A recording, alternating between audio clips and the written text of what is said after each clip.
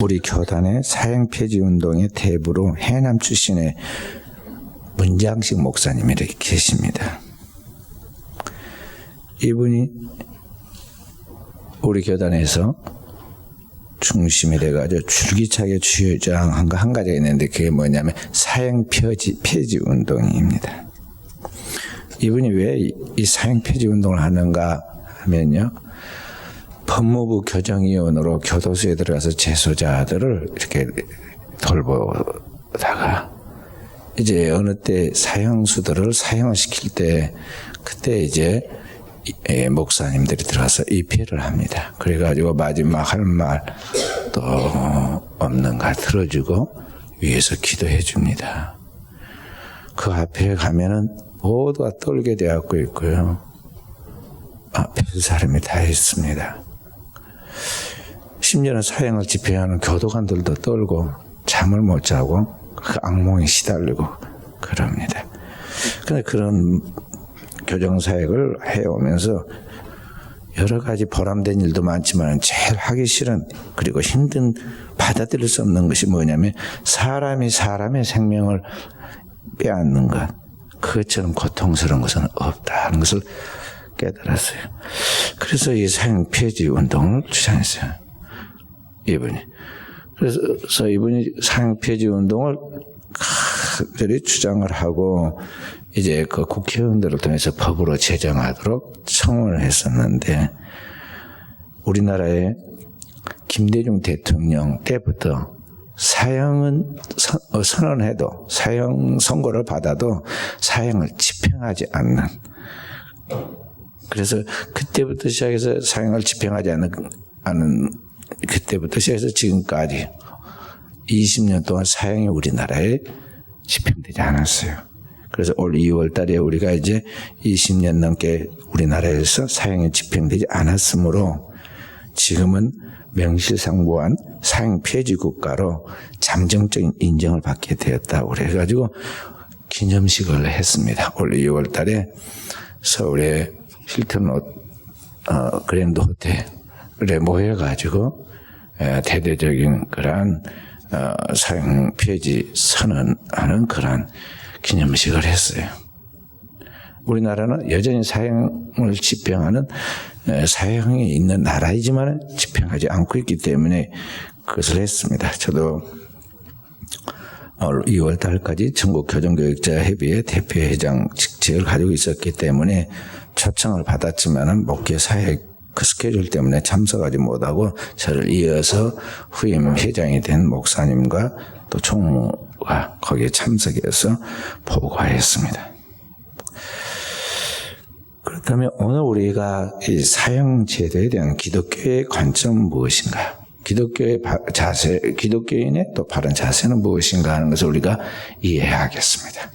사회 좋지 않은 일들이 있거나 좀 마음에 안 드는 있으면 거의 댓글에다가 보통 사람들이 빨리 이런 사람 잡아다가 사형시켜버려야 한다 막 하면서 거기다 막 욕비스름하게 그렇게 써놓기도 하고 그러는데요.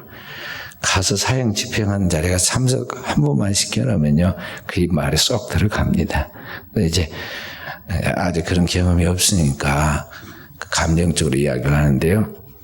실제로 이제 그런 것 들어가 보면은 달라요. 그 다음에 교도소에 들어간 재소자들을 우리는 생각할 때 아주 우리와는 다른 흉악범들인 줄 알지만은요, 들어가서 예배를 드려보면은 그분도 우리와 똑같은 사람인데 어쩌다 여기에 걸려 들어와가지고 빠져나가지 못하고 걸려 들어와가지고 저렇게 되었나 안타까운 경우가 많고요. 이 이야기를 들어보면 그분들이 되어 사연도 많고 간증할 것도 많아요. 그럽니다.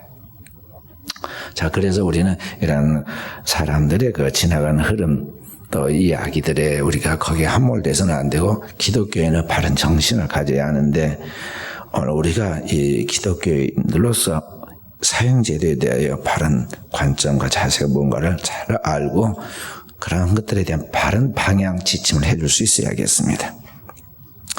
우리나라에서 지난 2004년도에 20여 명의 무고한 여성들의 목숨을 빼앗은 시대의 살인마로 불린 유영철이라는 사람이 있어요. 지금 대구교도소에 수감되어 있고 또 그 담당 목회자가 있습니다. 그래서 우리 김전우 목사님 지금 전국교정교육자협의회 대체를 이어서 대표회장을 하고 있는 김전우 목사님 담당 목사예요. 근데 만나보지를 한 번도 못 만나봤답니다. 왜 그랬을까요? 거절하는, 나 같은 사람 당신이 와고 설득 못하고 설득 이야기하고 싶다니까 오지 말라고 거부하는데 억지로도 만날 수는 없어요. 그래서 한 번도 못 만났다고 하더라.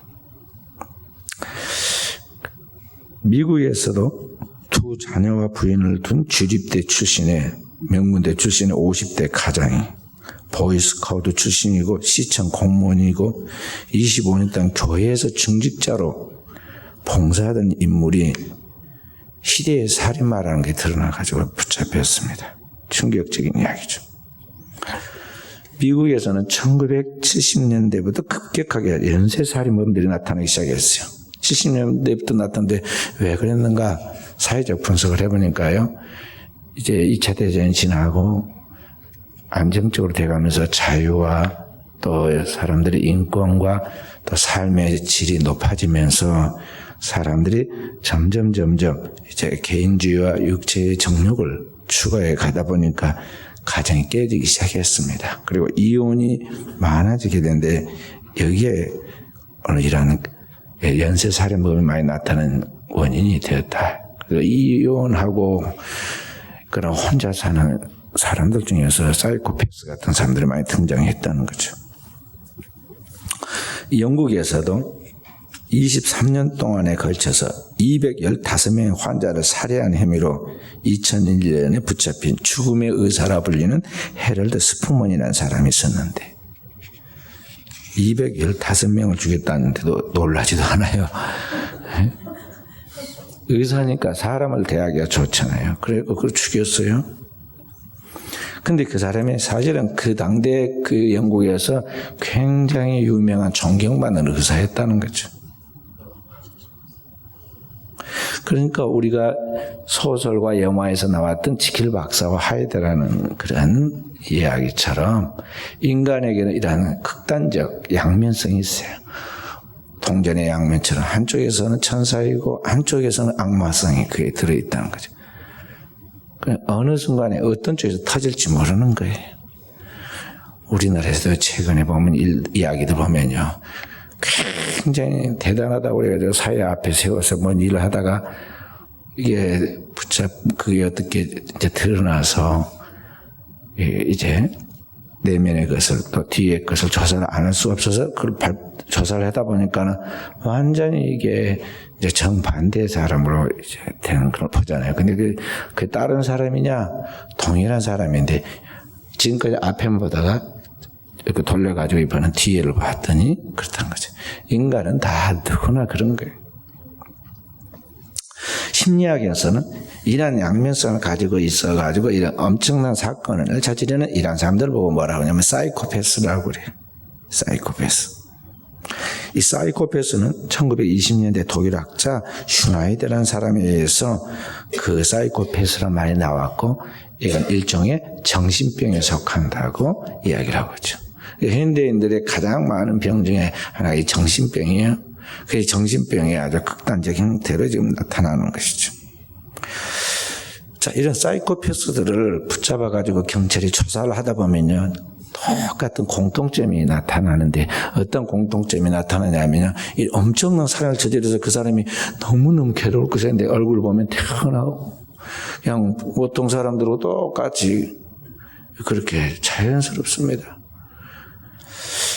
그래서 조사하면서 물어보죠. 큰 사고를 저질렀으니까 얼마나 속으로 두려워하고 괴로워할까 그 생각해서 물어보면요. 범행의 후회가 없다. 물어보죠. 아니 그렇게 사람을 많이 죽였는데 죄책감은 없느냐. 그러면 도리어 반문하기를 죄책감을 가졌다면 이런 짓을 했겠느냐 하고 도리어 묻는 경찰을 무한하게 만듭니다.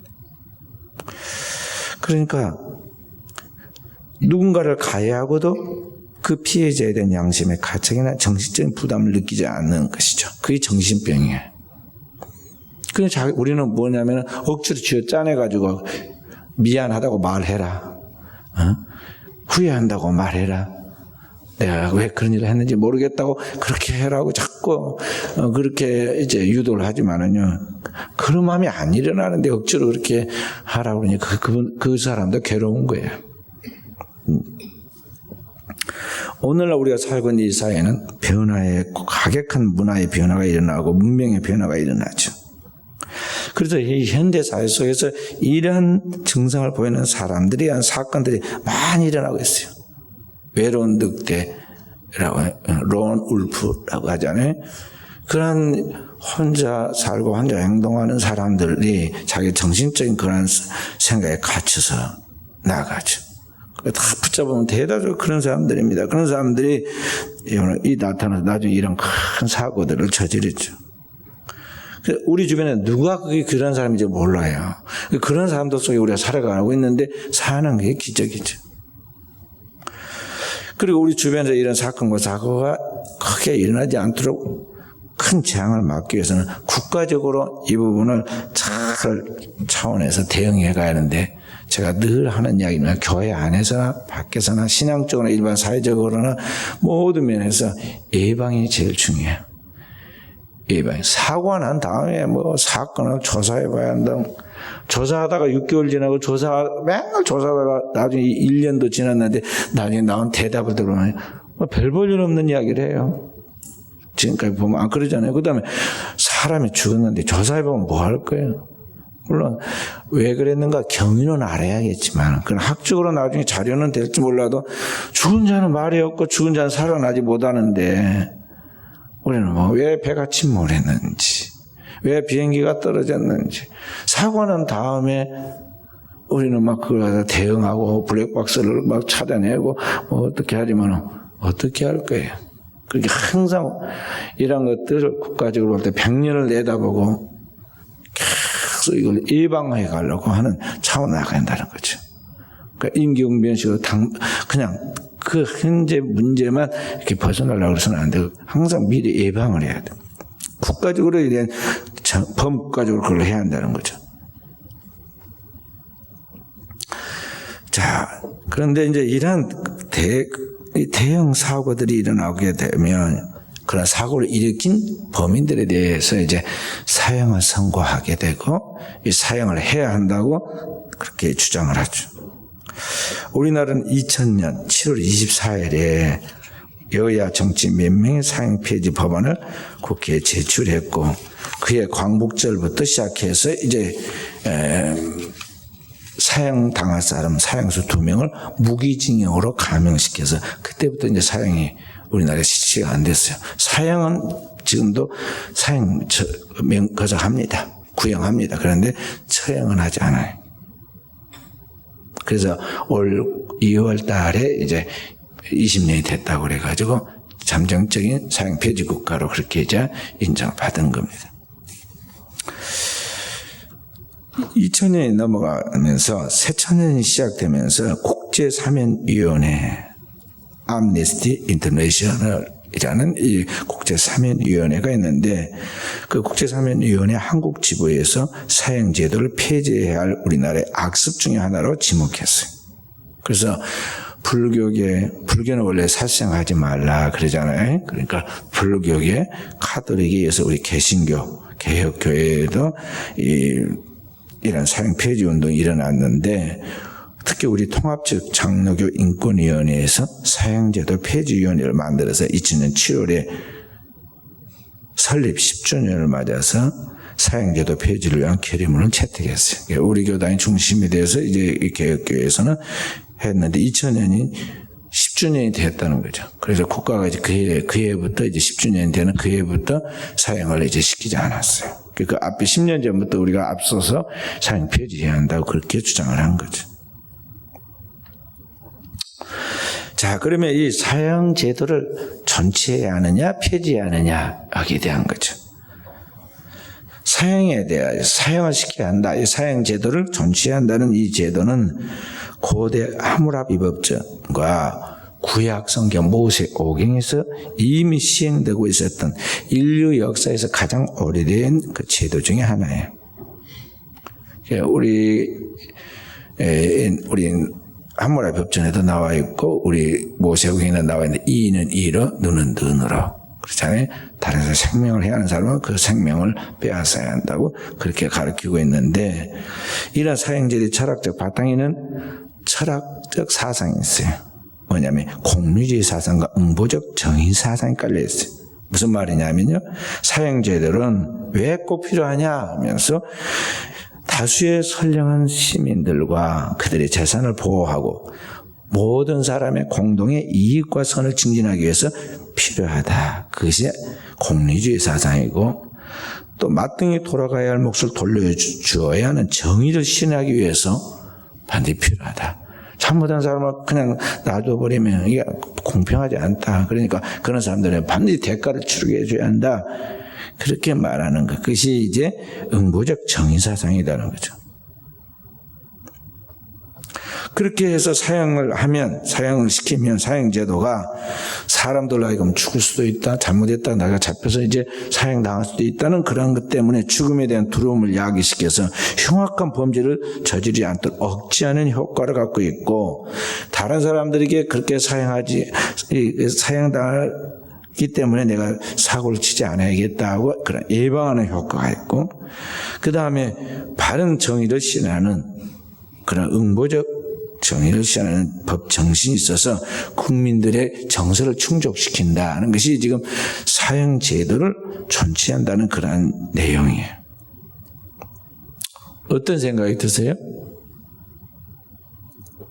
여러분은 사형 제도 방금 지금까지 인류 역사의 가장 오래된 사상 중에 하나인데 사형 제도에 대해서 방금 그 철학적인 근거를 이야기했는데 어떤 생각이 드세요?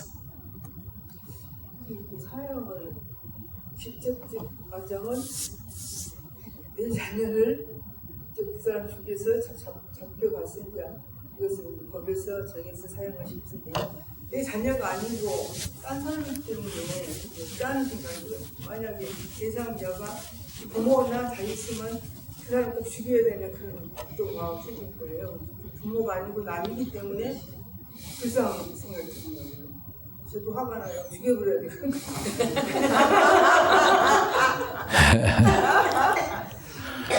남의 생명을 죽였는데 그 대가를 해야지. 자기가 회개를 안 하면 죽여야 돼.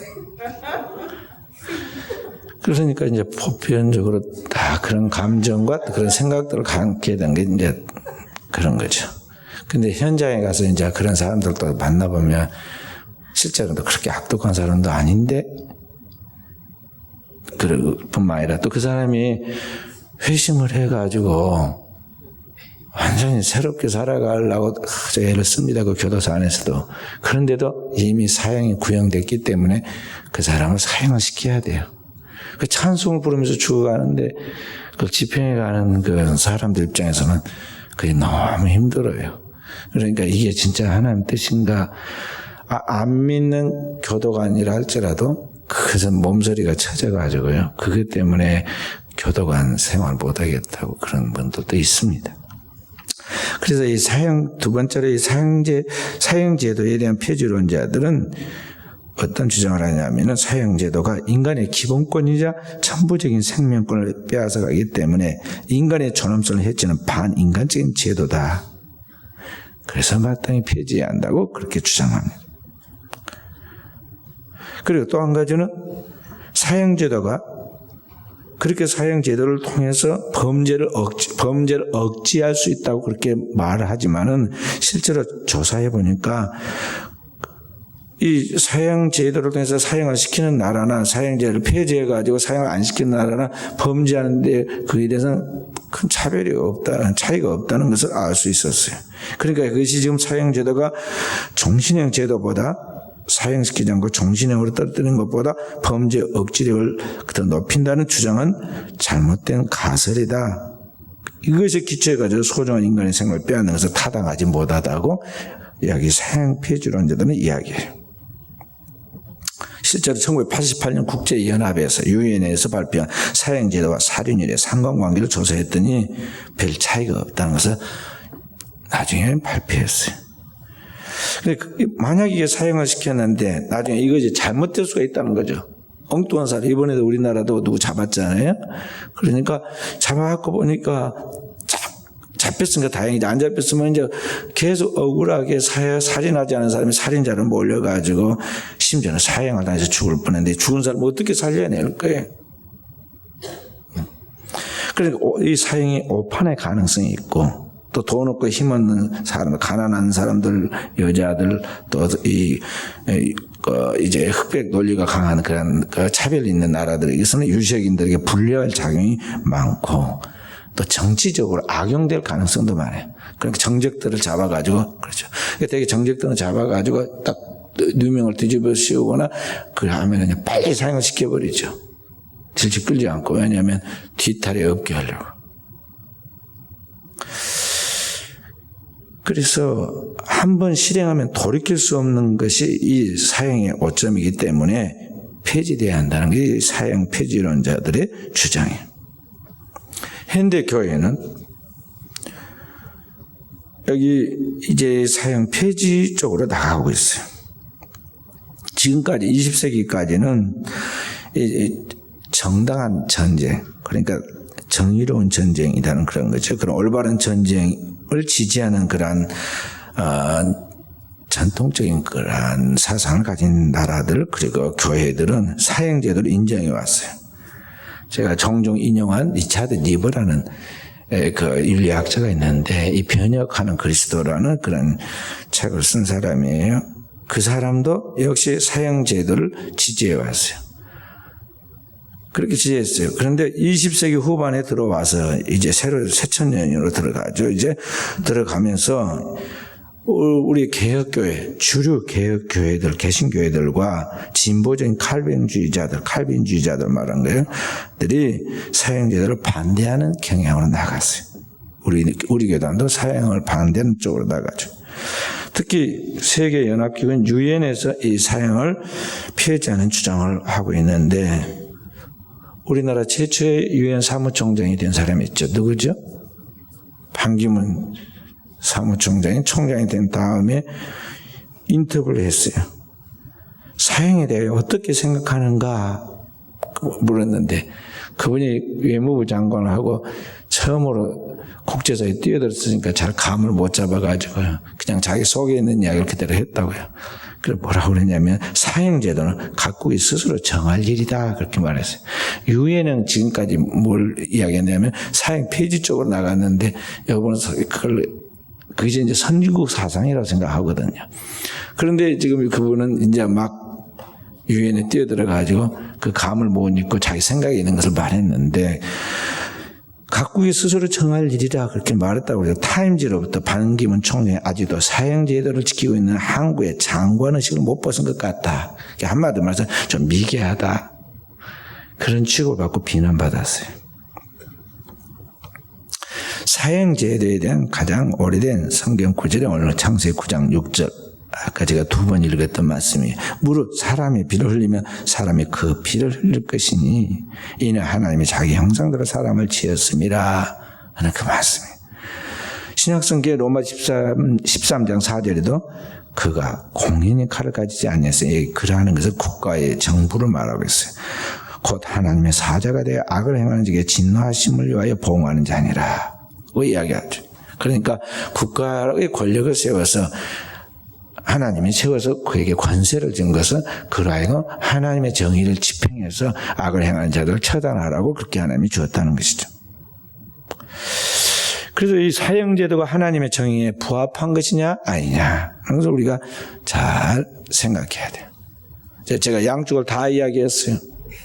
사형제도에 대하여 전체한 것이 좋은지 폐지하는 것이 좋은지 찬반 논론이 국제사회 속에 있습니다. 대학교에서 강의할 때 이제 이 문제 정의에 대한 부분을 이야기하면서 이 부분을 이야기하면요 막 똑같이 의견이 나눕니다.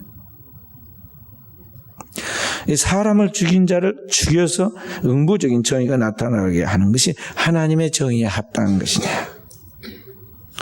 성경은 뭐라 가르칠까요? 합당하다 그렇게 할게요. 분명히 하나님은 응보하시는 하나님을 가르치고 있어요. 성경에 나타난 하나님은 구약에 보면은 반드시 아까 창세기 9장 6절처럼 하나님의 형상으로 지음받은 생명을 빼앗았으니 그 생명을 거둬야 한다고 그렇게 가르치고 있다는 거죠. 그런데 또 성경을 다시 또 읽어보면은요, 하나님께서는 이 죄인을 의인으로 변화시키는, 이 변혁시키는 하나님으로 나타내시고 그 죽을 죄인도 살려내시는 하나님으로 나타내죠. 그러니까 이 하나님의 정의를 이야기할 때 아까 인과응보적인 그러한 그에 대한 마땅한 처벌을 내야 된다는 응보적 정의만 있는 게 아니라 하나님은 우리의 삶을 변화시키는, 시키는 하나님, 또 하나님은 우리의 삶을 통해서 죄인을 새롭게 변화시켜서 거룩하게 만들어가는 그런 회복시키시는 회복적 정의를 말씀하신다. 그리고 더 나아가서 새로운 피조물로 하나님의 형상으로서 새롭게 만들어서 하나님 나라에 들어가게 만드는 그런 창조적인, 새 삶을 창조하는 창조적인 하나님, 창조적인 정의를 이야기하고 있어요. 그러니까 구약에서 말씀하신 것과 신약에 더 나아가서 말씀하신 걸 우리가 다 볼 수 있어야 돼요. 하나님은 반드시 죄에 대하여 심판하시고 죄인은 반드시 죄값을 죽고 그 외에 영원한 심판을 말씀하시죠. 그러나 그 죄인을 다시 구원하기 위해 그리스도를 보내시고 그 죄인들의 죄를 다 예수를 통해서 치유하여서 이제는 하나님과의 관계를 회복시키시는 그런 하나님이시다라는 거죠. 그래서 하나님의 정의는 단순한 그런 인과응보적인 그런 정의뿐만 아니라 은혜와 공율로서 다시 사람을 살리는 그런 새로운 그런 정의, 그걸 보고 이제 회복적 정의라고 그래요. 회복적 정의를 실현하시는 하나님이시다는 것입니다. 그래서 이제 우리가 교정사역을 해 나가면서 늘 그런 차원으로 나갑니다. 한쪽만 보면은 그 못해요. 근데 교도관들은 항상 경계를 하거든요. 경계를 해. 잠재적, 지금 현재 죄인이고, 저게 순간에 또 죄를 저지를 수가 나가고 또 죄 짓고 또 들어올 것을 보기 때문에 그렇게 보죠. 우리는 그 죄인들에게 하나님께서 그들을 회복시켜서 하나님 앞에서 새롭게 쓸 것을 바라보고 그들에게 계속 접근하죠. 그러니까 이게 교도관들과 우리가 지금 우리 법무부 교정위원들하고 그런 갈등이 있어요. 갈등이 있어요. 우리들도 들어가면 죄수 취급을 받는 거예요. 그래서 우리도 똑같이 사고를 저지를 수 있다는 게 저게 자칫하게 이제 그들이 볼 때는 그들에게 속아가지고 핸드폰도 주고 뭣도 갖다 주고 막 이럴 가는 수가 있다는 거죠. 그래서 더 감시합니다. 가방에 있는 거 다 빼놓으세요. 핸드폰 빼놨죠? 그리고 막 이렇게 다른 거 못 가지고 들어가게 하고. 그렇게 하죠. 자, 그런데 우리는 속더라도 믿어주는 거예요.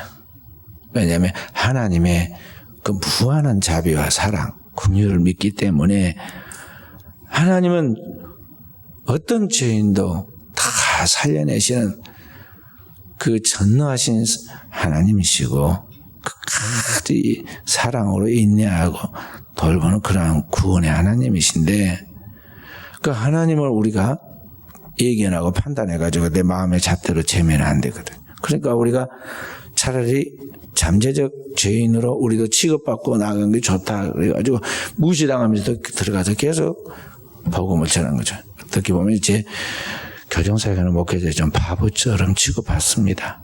교도소에 가면 좀 무시 많이 당해요. 딴 데 가면은 목회자들 어디든지 다 대우받고 존경받고 다 인정받고 그런데 교도소에만 가면은 완전히 그냥 대우를 못 받아요.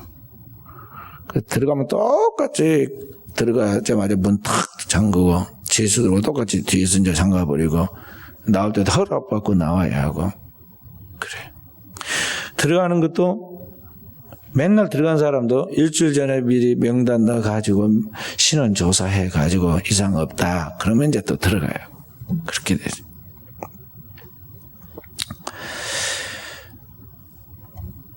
오늘 하나님의 말씀은 죄악으로 가득한 세상 하나님이 홍수로 심판하시죠. 그리고 새로운 세계를, 노아를 통해서 새로운 세계를 만들어 가실 때 노아와 언약을 맺죠. 아담에게 하나님께서 최초의 인류의 조상이 아담에게 언약을 맺었듯이 이제는 홍수의 두 번째 세상이 새로운 세계를 이제 조상인 노아와 함께 이제 명령하시죠. 그래서 오늘 생육하고 번성하라고 말씀을 주신 거예요. 하나님의 형상으로 지음받은 인간의 생명을 잘 이렇게 생육하고 번성시키라고 하는데 그 생명을 보호하기 위해서 하나님께서 그 주신 명령 속에 피를 흘린 자는 반드시 피를 흘리게 하라고 말한 거예요. 그러니까 죽이는 게 목적이 아니라 살아있는 생명을 살리기 위해서 경계를 시키는 거죠. 인간의 생명은 너무나 귀중하고 존엄하기 때문에 어떤 대가를 치르고서라도 보호를 받아야 한다는 것입니다. 그게 가장 큰 중요한 이야기가 여기 뭐라고 하냐면 하나님의 형상대로 지음받았기 때문이다. 창세기 3장에 창세기 1장에 하나님의 형상과 모양으로 지었다 그랬잖아요. 인간의 존엄성이 거기 있어서 사람을 함부로 때려서도 안 되고 사람을 함부로 무시해서도 안 되는 이유가 그예요. 요새는 이제 사람을 존중하듯이 동물도 학대하면 안 된다고 그러죠. 말은 잘하는데 말이에요. 왜 고기는 먹는가요? 동물 잡아갖고 고기는 먹고 다 하면서 그렇게 이야기하죠. 자기가 기르는 짐승이 좋으니까 그런 이야기도 나오죠. 자기가 좋지. 우리 애는 안 물어요. 막 무섭게 막 따라와가지고 막 물끝같이 하고 있는데 자기들한테는 말을 아주 잘 듣거든요. 그러니까 우리 애는 안 물어요. 안 물어요. 안 물기는 뭐가 안 물어. 지금 따라와서 막 왈왈거리고 곧 물라고 그런데.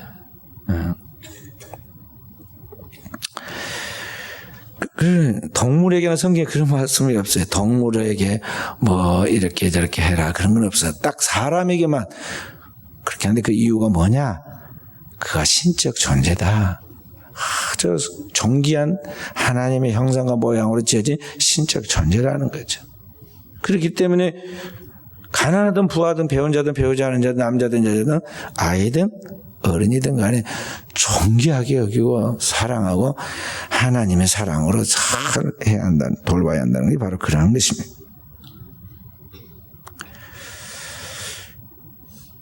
그래서 이 사양 폐지에 대하여 과연 어떻게 한 것이 최선인가 하는 것을 우리가 이제 살펴보면서 이 사양 존치론자들과 폐지론자들에 대하여 우리가 이제 절충적인 그런 대안을 생각해야 합니다. 다시 말해서 이 아까 말씀드린 같이 신약성경에 와서 하나님을 변혁시키시는 하나님, 또 회복시키시는 하나님, 새롭게 창조하시는 하나님을 말씀했는데요. 이게 하나님이 우리를 변화시킨다, 변혁시켜 나간다, 새롭게 간다는 그런 차원에서 어떤 흉악범도 하나님 앞에서 변혁의 대상으로 보고 그 사람에게 기회를 제공해야 한다 하는 것입니다. 만약 그렇게 하지 않고 사형을 집행해버리면 이 범죄자들에게 하나님의 은혜에 대한 회복의 가능성과 기회를 미리 차단해버리기 때문에 미래적 가능성의 통로를 사전에 이렇게 막아버리는 위험성이 있기 때문에 하나님의 무한한 그런 은총을 우리 인간이 막을 수가 있다는 것이죠. 그래서 오늘날 사형제도를 폐지하는 것이 기독교적인 것인가 아니면 유지하는 것이 더 성경적인가 하는 것이 사실 어느 한쪽만의 정당하다는 논리는 맞지 않아요. 기독교인으로 해서 사형 폐지론이라든지 사형을 해야 한다는 전체론에 한쪽에서 선택해라는 요구는 없어요, 성경에. 그러니까 두 개 다 정당. 구약에는 전체론이 나오고 신약에는 여기 폐지 같은 이야기가 나오는데 사실 이 두 개가 다 중요한 의미를 갖고 있다는 거죠. 신학적인 근거가 있고 진리 한편이 맞다는 거죠. 그럼 어떤 것이 최선일까? 이제 그 다음에 우리가 그걸 생각해야겠죠. 어떻게 하는 게 제일 좋을까요? 지금 우리나라가 지금 어중간한 것 같지만 우리나라가 지금 하고 있는 게 제일 좋은 것 같아요. 뭐냐, 우리나라 아직 사형에 대한 사형제를 유지하고 있습니다. 그 큰 범죄를 저지른 자들은 사형을 선고하죠. 그런데 사형은 유보하죠. 집행하지는 않아요. 그럼으로써 이 잠재적인 심리적인 그 경계심을 갖고 스스로 조심을 하겠죠. 더 나아가서 그 유보시키는 가운데서 하나님 앞에서 그의 영혼이 변화될 그런 가능성과 기회가 주어지기 때문에 이게 좋은 효과를 줄 수 있다는 거죠. 실제로 이 사형에 이렇게 선고를 받아가지고 변화된 사람이 많이 있습니다. 그래도 사형제도가 되어 있기 때문에 그런 변화됐는데 죽은 사람도 있고 찬송 부르다가 죽습니다. 그런 사람도 있고 이제 지금 20년 동안 사형을 집행 안 했기 때문에 그 사이에 많이 변화돼요. 그래서 그런 사람들도 불안해합니다. 없어진 게 아니, 사형이 없어진 게 우리나라가 아니기 때문에 언제든지 자기를 불러낼 수 있거든요. 그러니까 정해진 시간에 딱 자고 일어난 것이 아니라 갑자기 자기가 면회 올 사람도 없는데 누구 면회 왔다고 뜬금없이 자기를 부르면 철렁 가슴이 내려. 아, 나 이제 가는가 보다. 그렇게 생각합니다. 그리고 동물도 본능이 있잖아요. 개장수가 개 잡아갈 때 딱 알고 그 개가 막 떨고 두려워합니다. 예? 땅꾼들이 뱀을 잡으러 오는데 보통 사람들은 뱀이 막 돌아다니고 물나오고 근데 땅꾼들이 오면 뱀들이 막 완전히 힘을 못 쓴다잖아요. 벌써 느끼는 거예요. 본능적으로. 산불이 나오면 짐승들이 먼저 알아서 피하고 배가 침몰되려고 하면 쥐들이 먼저 나온다고 그러잖아요. 예, 그런 거예요. 그러니까 이 사형당한 사람들은 벌써 다 막 오는 거예요. 뭐가 느껴지고. 그 심리적인 그런 압박감이 크다고 그래요. 그래서 오늘 우리는 이제 이러한 것들을 사형제도를 유지하되 영구히 유보하는, 사형을 유보하는 그런 상태를 유지해 나감으로써 이 사람들이 정말 하나님 앞에 새롭게 변화될 수 있는 기회를 갖게 되고 또 사람을 잘못하고 오판해서 죽이고 난 다음에 살려내지 못하는데 그런 오판의 실수를 막을 수 있다는 것입니다. 또한 오늘 이 사형수는 어떤 형법적으로 보면은 분명한 흉악범이지만은 하나님 편에서 볼 때는 여전히 하나님의 형상을 진 존재이고 하나님이 사랑하는 대상이고 하나님이 그리스도의 피로 구속해야 할 그를 위해서도 죽은 그러한 구속의 대상이다 하는 것입니다. 누구나 다 이 땅에 있는 사람은 하나님의 사랑을 필요하지 않는 사람은 없어요. 그 모든 사람 하나님의 사랑이 필요한 것이죠. 그래서 오늘날 이 흉악범들이 새로운 존재로 변화될 수 있도록 교도 행정과 수행 생활을 그리고 재반 환경과 제도를 개혁하는 데 초점을 맞춰야 돼요. 제가 전국 우리 총회 교정 성교협의회에서 이렇게 이제 실무 일을 담당하고 있어요. 총회에서는 지금 수장인데요. 그 밑에 또 저기 뭐 일하는 데서는 저 밑에 지금 총무일을 지금 보고 있어요. 그래서 내일 또 회의 가야 돼. 거기 임원회 가야 돼. 총무일 때문에. 그런데 이런 일들을 하면서 지금 다 이게 보입니다. 이것을 어떻게 해야 한다는 것이 보여요. 그래서 지금 이제 거의 이게 파악이 되고 알아지니까요. 제가 이제 어제도 총회 군경교정선교협의회 군경교정선교부 임원회 모임을 또 1년에 우리 총회 일들에 대하여 그 이제 행사와 그 다음에 그 일을 진행하는 로드맵을 다 편성하고 또 거기에 대한 예산을 편성하고 밤중에 내려왔어요. 그렇게 나가는데 이제 제가 지금 교정 쪽을 특별히 신경을 써서 보려고 그래요. 왜냐하면 보니까 제가 그동안에 보아왔고 예상했던 대로 거의 90%의 군대 쪽만 이렇게 다 모든 행사와 돈을 편성해 놓고요. 나머지는 아주 찔끔찔끔 이렇게 해놨어요. 특히 교정 쪽에. 지금 우리나라 사람들이 매년 한 20만 명이 교도소에 들어갔다 나가는 사람들이고 이 잠재적인 이 범죄자로 대하고 있단 말이죠. 근데 이 사회를 지금 어둡게 만드는 이런 범죄율을 떨어뜨려야 하는데, 여기에 대해서 정말 100년 대기를 내다보고 이런 걸 준비해 나가는데, 거의 죄수를 잡아갖고 그냥 사고 안 치게 관리하고 붙잡았다가 사고 없이 쫓아내보내는, 여기에만 거의 다 두고 있기 때문에 오늘 이 교회들이 이 부분을 갖다 대안을 세우지 않으면 안 돼요. 그래서 이런 것들에 대하여 영적인 복음의 눈으로 이들의 영혼과 삶을 어떻게 하면 회복시켜서 더 나은 미래로 나가게 만들 것인가 하는 것들을 이제 제도적으로 또 그런 것들에 대한 모든 그 환경적인 것까지 이 부분을 이제 돌봐줘야 돼요. 근데 그걸 지금 잘 하고 있는 곳이 어디냐면은 쉬운 4개의 교도소 중에 우리나라에 딱 하나 있는 민영 교도소가 있는데 그게 이제 여주에 있는 소망 교도소예요. 제가 이번에 가고 우리 부서에 가봤더니 전국에 있는 53개 교도소 전부 다 불을 해놓고 뭘 만들어놨더라고, 우리 총무가. 그래서 내가 물어봤어요. 저기 여주에 소망 교도소가 있느냐? 그러니까 네, 그래서 내가 가까이서 보고 있으니까 아이고 없네요 그러더라. 그래서 없지 않느냐.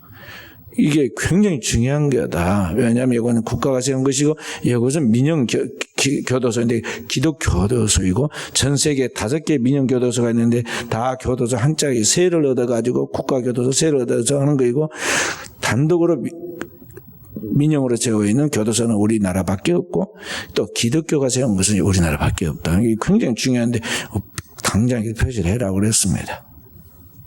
그리고 거기만 하지 말고 경찰 쪽도 하고, 우리나라에 244개의 경찰서가 있고 15만 명의 경찰들이 활동하고 있는데 거기에 대해서도 표시하고, 한쪽만 하면 안 된다. 군 쪽만 막 3개인가를 붙여놨더라고요. 그래서 내가 그 군목 출신이거든, 총무가. 그러니까 그래서 내가 이쪽으로 보완해서 이렇게 하도록 해라. 공간이 좁다고 해서 그래도 해야 한다, 이야기를. 그리고 이제 더 나아가서 이런 범죄를 떨어뜨려야 하는데, 지금 보통 평균 재범률이 64%예요. 전 세계적인 공통적인 것입니다. 그런데 지금 민영교도소인 기독교도소는 범죄율이 4%예요. 4% 미만 좀 더 떨어뜨리려고 그래요. 400명밖에 재수자를, 그 넓은 교도소입니다. 8만 평 대지에다가 거기에 이제 교도소를 십자가 형태로 다 지어놨는데 400명을 수용하는데 그걸 돌보는 그 교정위원들이 400명이고 1대1이죠. 거기 뒤에서 이렇게 다 기도하면서 가르쳐 돌봐주는 사람이 자원봉사자가 1000명이에요. 그들을 얼마나 철저히 교육을 시키겠어요. 나가면 살궁리 다 할 수 있도록 철저히 교육시키고 다 만들어줍니다. 그러니까 재범률이 그래서 없어진 거예요. 그래서 제가 지금 기도하고 있는 게 하나 있어요. 선배 목사님 그 일에 저보다 앞서서 하신 분들이랑 도움을 받아가면서 제가 되니까 굉장히 총회 그 일을 제가 이제 수장이 되니까 굉장히 좋아하셔요. 그분들을 전화가 와요. 근데 그분들과 함께 좀 뭘 하려고 그러냐면 제2 민영교도소를 세운다. 1호는 여주에 있고 2호 영남, 3호 호남 이런 식으로 2호, 3호를 세우려고 그래요. 영원하면.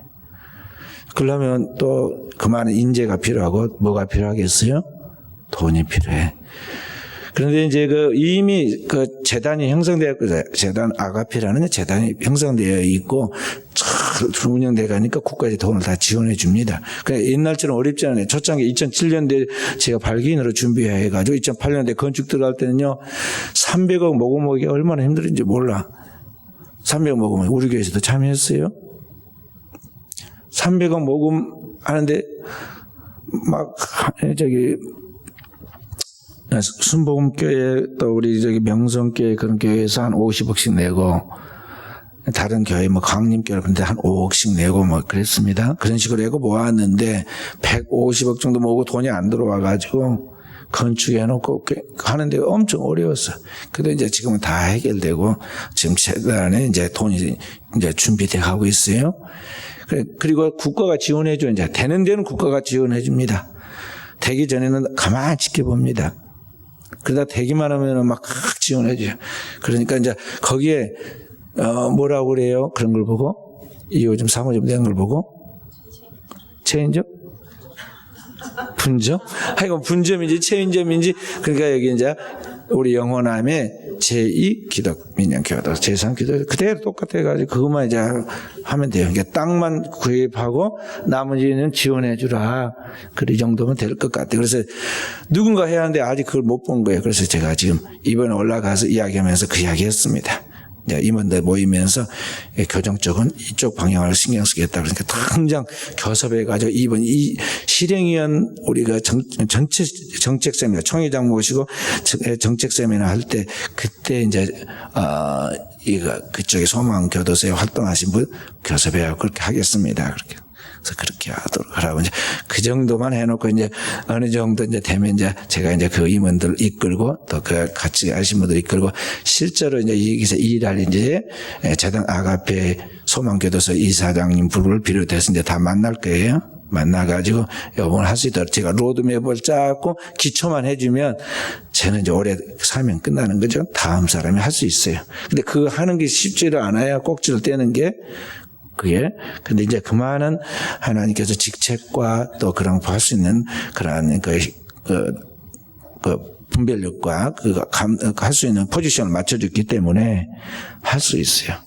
그래서 어찌됐든 오늘 우리는 한 영혼을 주님이 천하보다 귀하게 여겨서 그 영혼을 천국 백성 만들어서 꼭 데리고 가야 한다는 그 주님의 존귀한 삶을 우리에게 주기 때문에 담 안에 있는 갇힌 자들이나 담 밖에 있는 우리나 똑같이 하나님 앞에 죄인들이므로 우리가 이제 자유롭게 있는 이 자유를 방종의 기회로 삼고 나만 행복하면 된다는 그런 이기적인 그런 생각을 해서는 안 되고요. 나의 자유가 다른 사람에게 영혼의 생명의 유익을 주고 내가 자유로운 사람이지만은 다른 사람의 영혼을 구원해 하나님의 뜻을 이루기 위해서는 내가 종으로서 섬겨야 한다는 그런 자신을 가지고 잘 감당했을 때 주님이 그 나라에 가서 우리에게 칭찬하시겠죠. 오늘도 우리 사랑하는 종들이 이러한 깨어있는 정신으로 하나님 앞에 준비된 삶을 살아가므로 우리의 지나온 삶에 후회가 없고 보람된 하나님이 쓰셨다. 하나님이 부족한 나를 만들어 쓰셨다는 감사가 터져나오는 귀한 삶이 되어지기를 주의 이름으로 축원드립니다.